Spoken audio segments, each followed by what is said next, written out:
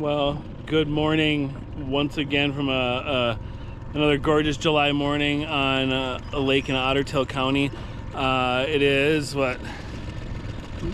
the July 11th. It's about 6:20 in the morning, a little bit after sunrise, and we are out starting our Minnesota volunteer DNR volunteer loon survey. So what we're doing today is we're looking out over these. I got 2 lakes to do. We're on the first one right away, and we just kind of basically make a good lap of the lake and look for loons. And we're gonna write it down when we see one, and we're gonna try and get close enough to get a picture. And I got my big lens on my camera, so hope I can get close enough to get some video too. And we're gonna document these loons and send it off to the DNR, and I'm gonna take you through the whole process. This is something I think that's really cool to do. Loon is obviously our state bird, and it just was one of those things that makes northern Minnesota so unique, and Otter County specifically so unique. There are opportunities to do these loon surveys in Otter County and up in Itasca County, like the Grand Rapids area. And if you're willing to do it, look up on the DNR's webpage, Volunteer Loon Survey. It's really easy. It's one morning of your summer. And it's actually kind of hard to catch fish this time of year anyway, in the heat of the summer. So don't mind getting up early and doing this. It's a gorgeous morning. Maybe when we finish the second lake, we're gonna do some fishing. So stay tuned, and hopefully I can find a pair of loons with babies.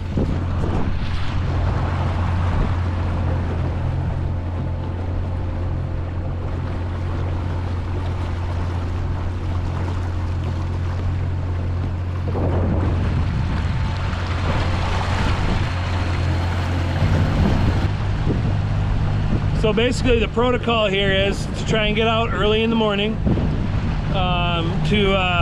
try not to go out on a very wavy day so you can make sure you see the loons. It's windy today, but it's not too wavy.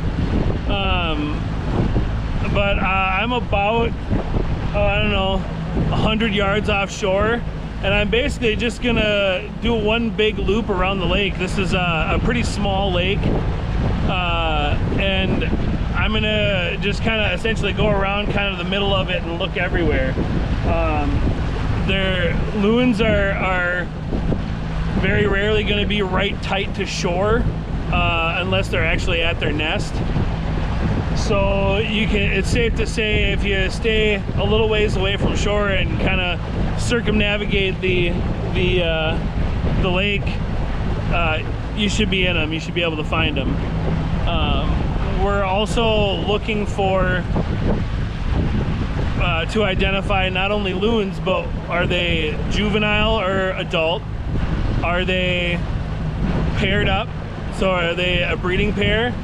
And if they have young, how many? And if they have young, you gotta stay for just a second and see if see if you can identify a nest nearby. They want to know nest locations if you can find one. That's the biggest thing, is if you can mark nesting locations, that's the habitat they got to protect.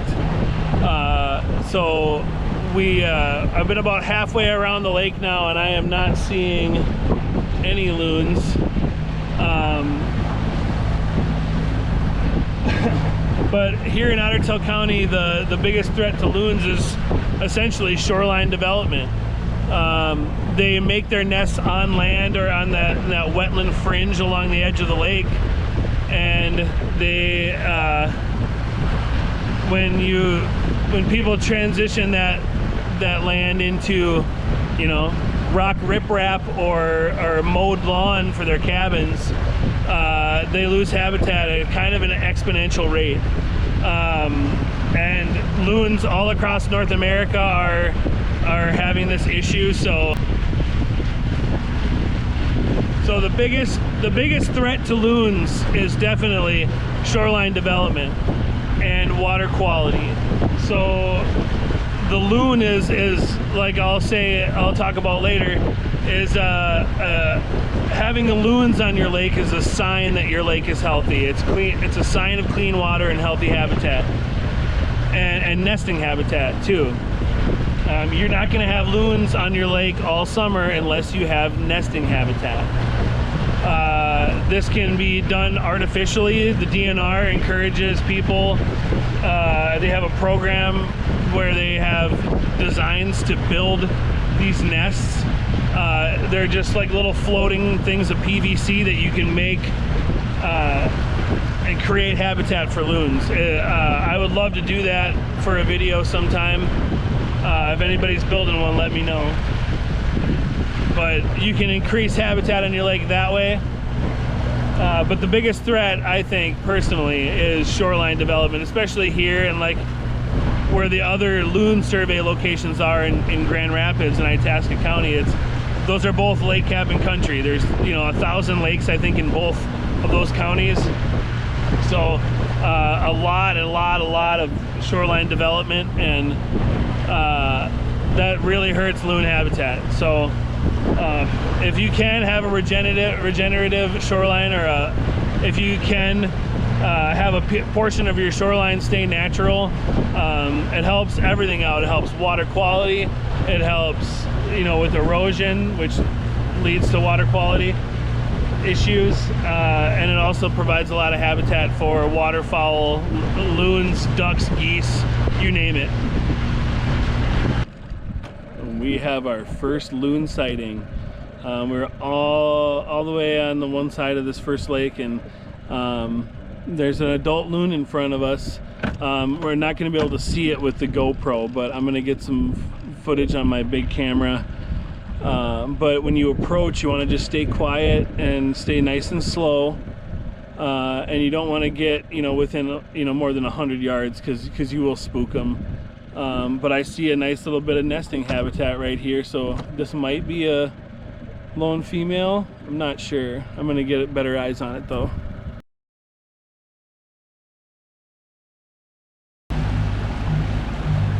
Well, we have thoroughly surveyed this first lake. Only one adult loon present. So it's good to see that's exactly the amount I found on this lake last year. So I guess 1 and 1 back-to-back years is a good thing. So a few facts about loons. Obviously, loons are a water bird. They only live on water. If you see one on land, chances are it's injured or it got disoriented. They cannot take off on land. It's really cool when they come into land. They come in just like a float plane and splayed out, and they just skim across the water. That's how they land. So they're designed for it. And something I didn't know until I started looking up facts here the other day on loons. Loons have an expected life expectancy in the state of Minnesota. Breeding and migrating loons that migrate to Minnesota, they have a lifespan of over 20 and up to 30 years. That's something I never would have guessed. They're obviously, they swim. You see them swimming underwater. They have little torpedo-shaped bodies, which helps them swim through the water. They actually hunt by eyesight, so they got their heads down looking out for schools of small bait fish, and they once they see them, they dive down after them, and you'll see them go down for up to a minute, maybe 2 minutes at a time, and they can swim a long ways. When they go underwater, loons have solid bones, unlike other birds who have hollow bones to be able to fly better. Loons have solid bones, which makes them sink easier, and the solid bones make them less buoyant in the water. In the same aspect, when they go underwater, they can squeeze their feathers down, which squeezes out air from in between the feathers, and it squeezes out air in their air sacs that's in their skin or next to their skin, and they can essentially squeeze all the air out just like a submarine releasing bubbles to go down easier. It's fascinating to see them actually swim underneath you. They nest all across mostly Manitoba, Ontario, Minnesota, and here's one flying right by us here.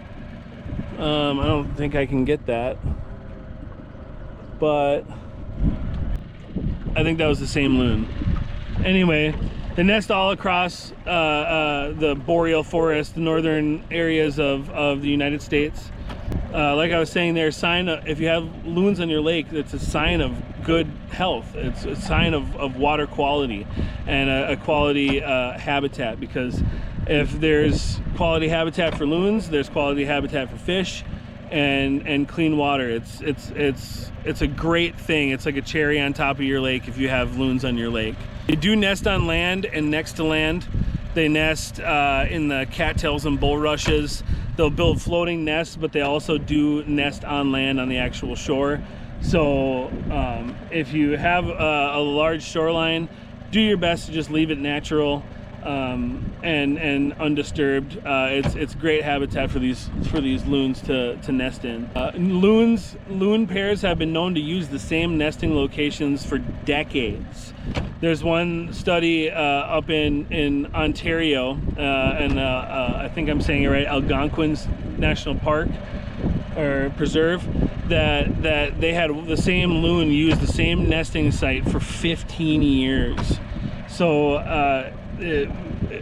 year after year after year, if you have those loons, again, it's a sign that your lake is good and healthy if they keep returning year after year, and it's a good sign that those loons are healthy.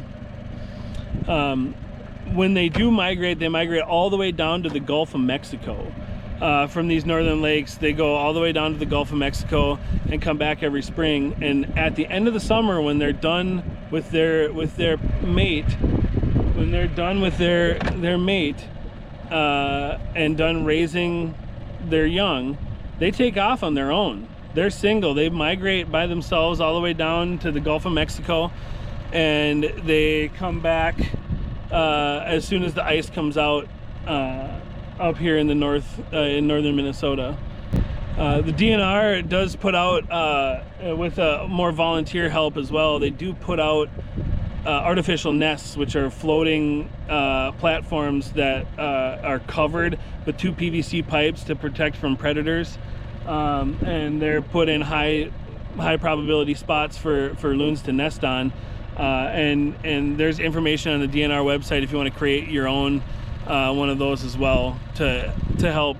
They look really easy to make. I think I'm going to make one in another video.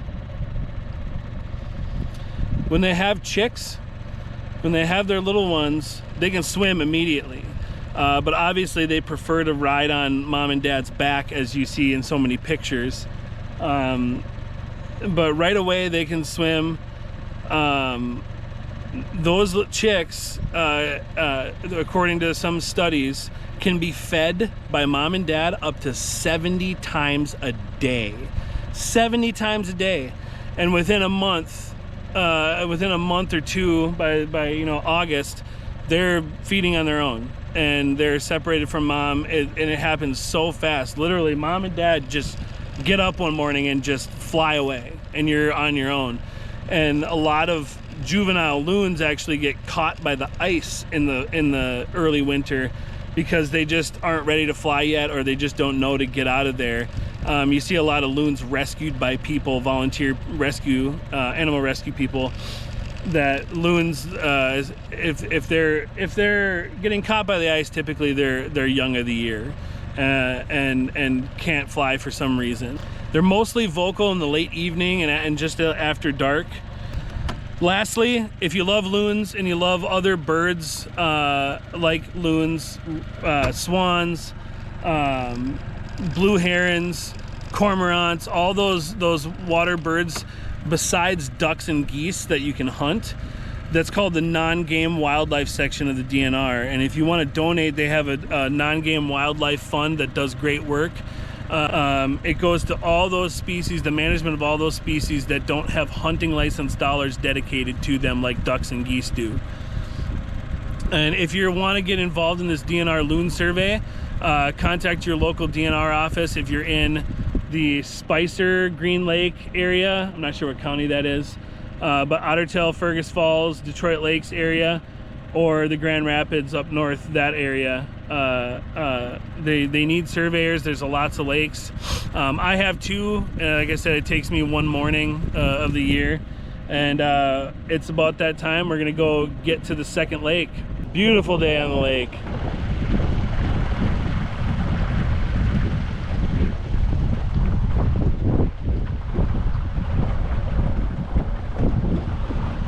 There's two portions of this lake, the main body and then the kind of the shallower side. I found loons last year all over this, so I'm gonna try and hit every single nook and cranny of this lake before I leave. So.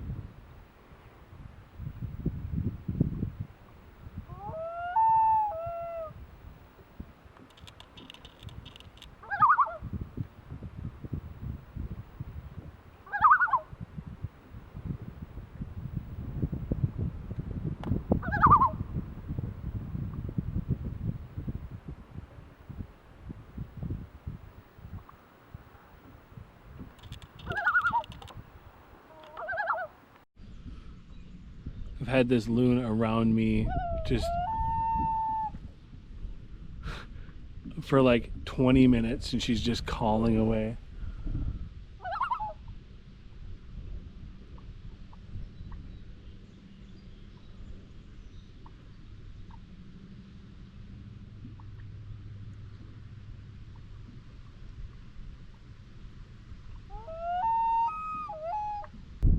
Well, it's about 10 o'clock.